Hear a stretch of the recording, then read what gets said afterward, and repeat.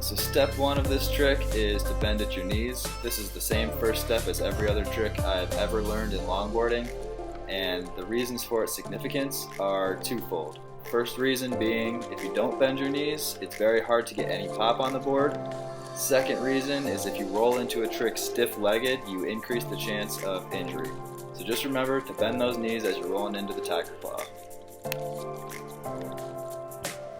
Now, step two is to step off with your front foot. And I put the pop in parentheses because you're not really actively popping the board. What you're really doing is just transferring your weight. So when you take off your front foot, all the weight gets transferred onto the back of the board, and then it pretty much pops itself.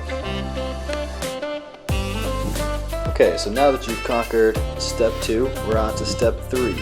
So what you want to do is, after you take your front foot off the board and plant that foot on the ground, reach your hand down and grab the board. Now you'll see this trick, you have to almost kind of invert your grip. If you can see how my hand is grabbing it, it's like upside down. So that's just because that will help you with the next step, which is spinning the board.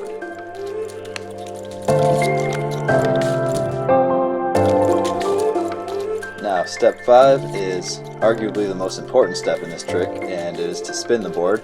And there's two things I want to mention here. First thing is, this is a Tigerclaw, so it's a two-step trick. So you'll notice my back foot that did the popping is now stepping out in front of my front foot. Second thing I want to mention is, if you pop the board right, your hand shouldn't really be putting a whole lot of work into the spin. It should act more like a hinge through which the board spins around.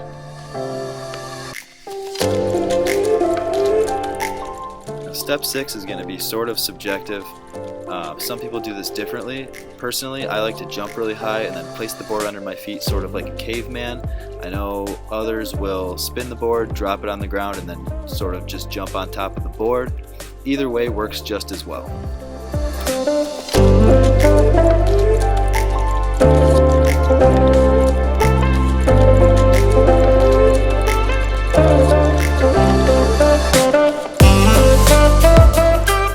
Last but certainly not least, I reiterate the importance of bending your knees when you finish out a trick, because this is just going to be a huge factor in reducing the risk of injury. So just please make sure when you stomp a trick, your knees are bent.